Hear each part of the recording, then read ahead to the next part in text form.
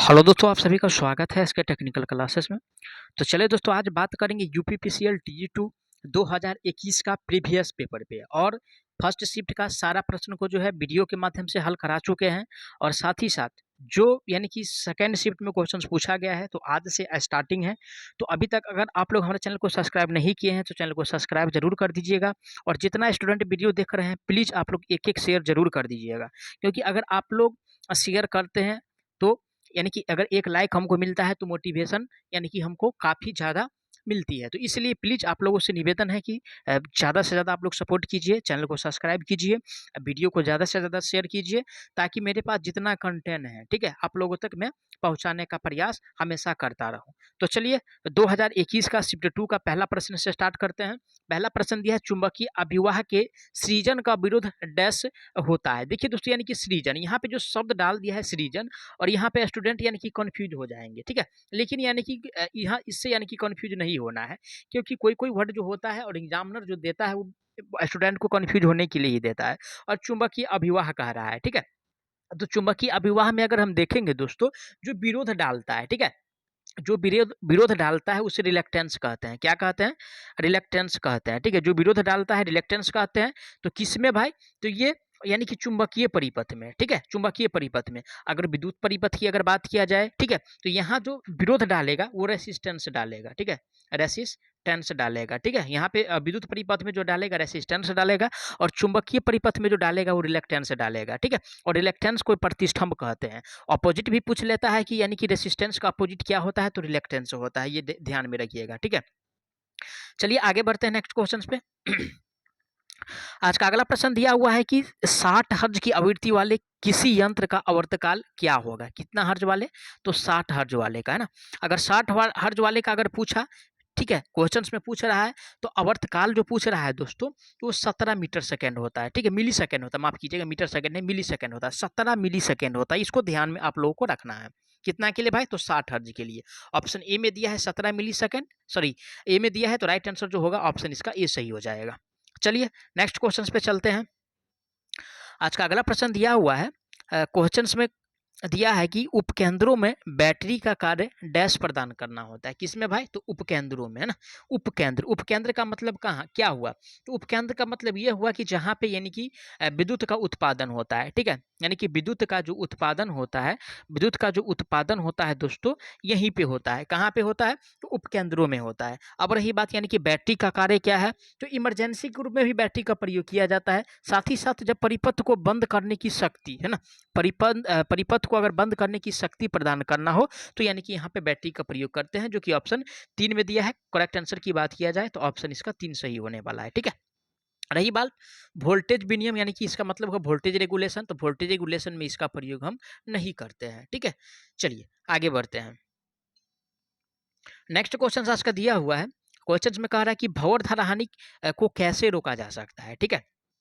कौन सा किसको कह रहा है दोस्तों? तो भंवर धारा हानि को। देखिए दोस्तों, पहले भी जो क्वेश्चंस पूछता था वही क्वेश्चंस पूछ रहा है अभी भी, लेकिन फर्क इतना है कि उस टाइम जो क्वेश्चंस पूछता था और इस टाइम जो क्वेश्चन पूछ रहा है, उसमें थोड़ा सा चेंजेस किया है। थोड़ा नहीं, अगर समझिए नया स्टूडेंट है तो बहुत ज़्यादा आप लोगों की चेंजेस हुआ है वो दिखाई देगा।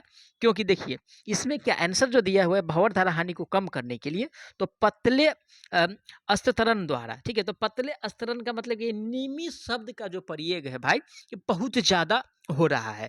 यानी कि जैसे जैसे यानी कि नेक्स्ट यानी कि एग्जाम हो रहा है, ठीक है, जैसे जैसे यानी कि नेक्स्ट एग्जाम हो रहा है टीजी2 का, वैसे वैसे इसका जो लेवल में जो बदलाव हो रहा है, सिर्फ यानी कि वर्ड का बदलाव हो रहा है। और वो जो वर्ड आता है दोस्तों, वो नीमी का वर्ड आता है, ठीक है, यानी कि नीमी का वर्ड आता है। तो समझ सकते हैं कि कितना इंपॉर्टेंट है नीमी आप लोगों के लिए।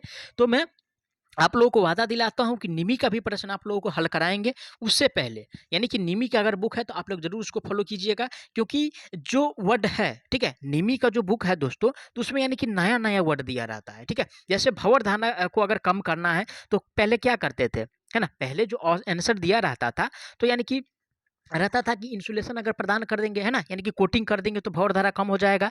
साथ ही साथ इसमें जो दिया हुआ है पतले astरण का, यानी कि पतले, ठीक है, यानी कि पतले कोडिंग करेंगे कोई भी पदार्थ पे, जिस पे यानी कि जहाँ पे कोर में होगा दोस्तों, तो वहाँ पे क्या करेंगे, तो वहाँ पे यानी कि कोडिंग करेंगे। कोडिंग का मतलब, मेरा कहने का मतलब ये हुआ कि वार्निश लगाएंगे, ठीक है। वार्निश का मतलब ये हुआ कि जो धारा यानी कि बाहर यानी कि आ रहा है, जो बर्बाद हो रहा है उसको बचाने के लिए, ठीक है, पतले astरण का के द्वारा जो होता है, इसमें दिया हुआ है।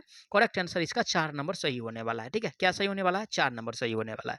चलिए, अब रही बात कि हिस्टेसिस से अगर पूछता कि हिस्टेसिस को अगर कम करने के लिए हम किसका प्रयोग करते हैं, तो सिलिकॉन स्टील का प्रयोग किया जाता है ना, सिलिकॉन स्टील का प्रयोग किया जाता है। अब यानी कि इसी को हो सकता है कुछ मॉडरेट करे, जो निमी का वर्ड है उसमें मॉडरेट कर सकता है, लेकिन और यहाँ पे जो भंवर धारा हानि को जो कम करने के लिए उपयोग करते हैं पतले astरण द्वारा, ठीक है। चलिए, अगला प्रश्न पे चलते हैं। आज का अगला प्रश्न दिया हुआ है, क्वेश्चंस में कह रहा है कि ग्राही शुद्धताएं डैश से निर्मित करती है। कौन सा? तो ग्राही। और ग्राही का मतलब क्या हुआ, है ना, ग्राही का मतलब हुआ पी टाइप पदार्थ, ठीक है, पी टाइप पदार्थ।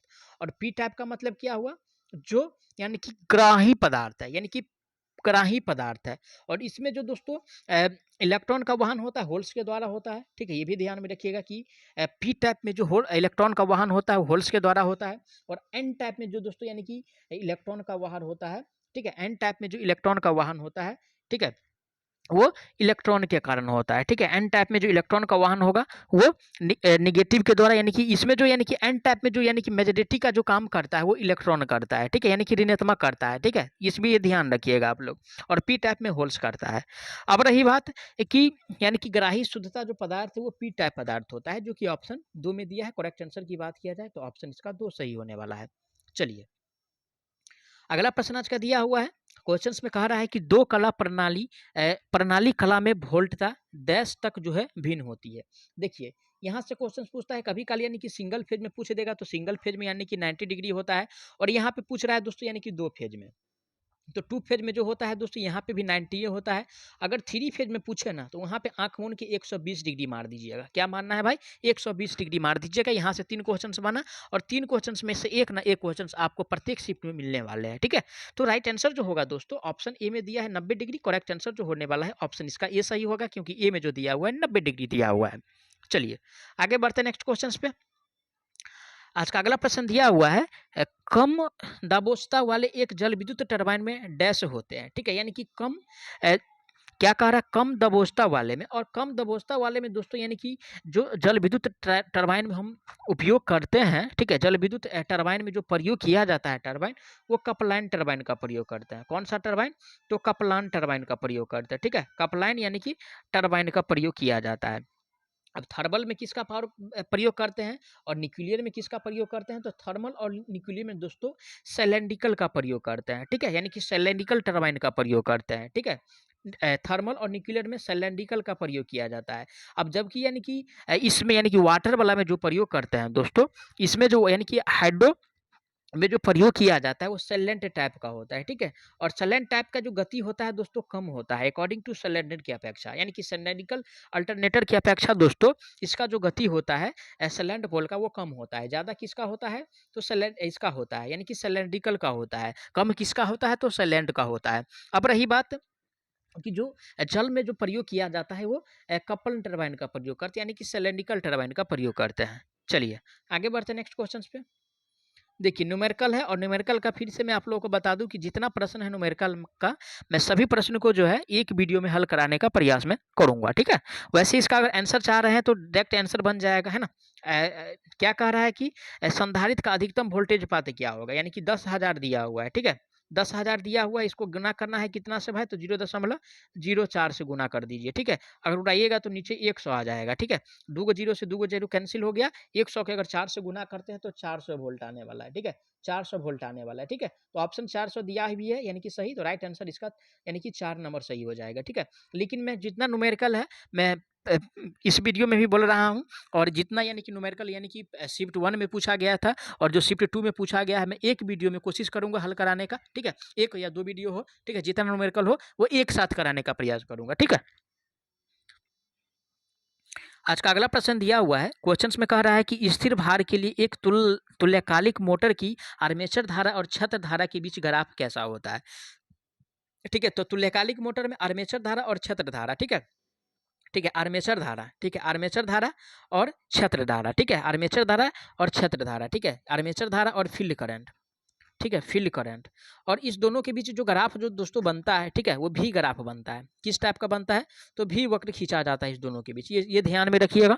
तो राइट आंसर किसमें दिया है, भी वक्र। तो ये जो दिया हुआ है दोस्तों 4 नंबर में दिया है। करेक्ट आंसर की बात किया जाए तो ऑप्शन इसका 4 सही होने वाला है।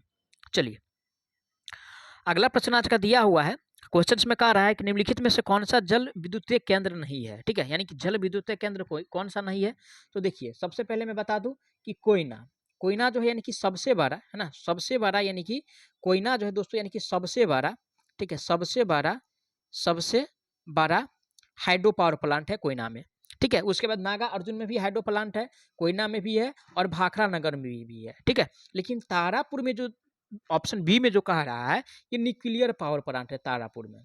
कौन सा, न्यूक्लियर पावर प्लांट है। ठीक है, न्यूक्लियर पावर प्लांट है।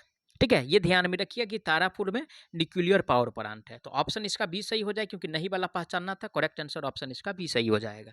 चलिए आगे बढ़ते हैं नेक्स्ट क्वेश्चंस पे। ये भी न्यूमेरिकल है, इसको भी नेक्स्ट क्वेश्चंस में जो है यानी कि नेक्स्ट वीडियो में जो है इसको हल कराने का प्रयास करेंगे। ये छोटा ही न्यूमेरिकल है, 1/2 मीटर जो दिया हुआ है इसको फ्रीक्वेंसी में सिर्फ बदल देना है। तो जानते हैं कि एफ बराबर क्या होता है। ठीक है, 1/t होता है, उस फार्मूला पर बैठा दीजिएगा, बनने वाला है भाई। देखिए अगला प्रश्न आज का दिया हुआ है, क्वेश्चंस में कह रहा है कि परिपथ वियोजक सामान्य रूप से निम्न में से किस दोष पर निर्धारित होते हैं। ठीक है, क्या कह रहा है दोस्तों, परिपथ वियोजक। परिपथ वियोजक का मतलब क्या हुआ, सर्किट ब्रेकर। और सर्किट ब्रेकर दोस्तों जो दोष का निर्धारित होता है वो सममित होता है। ठीक है, सममित पे होता है। ठीक है, ऑप्शन किस में दिया है, सममित।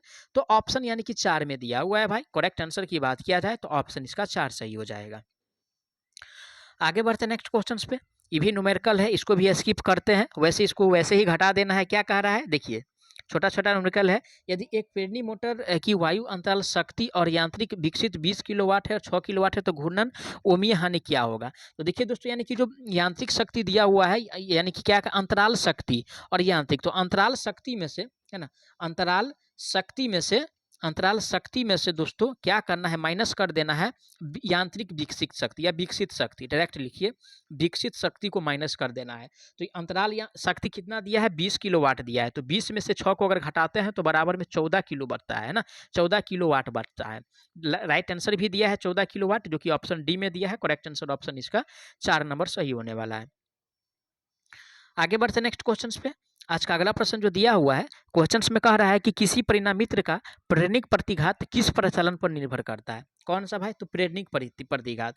और प्रेरणिक प्रतिघात जो डिपेंड करता है दोस्तों वो क्षरण अभिवाह पे डिपेंड करता है। किस पे, क्षरण अभिवाह पे डिपेंड करता है। ठीक है, अभिवाह पे डिपेंड करता है। ठीक है, क्षरण अभिवाह पे डिपेंड करता है, जो कि ऑप्शन बी में दिया है, क्षरण अभिवाह। राइट आंसर की बात किया जाए तो ऑप्शन इसका 2 सही होने वाला है।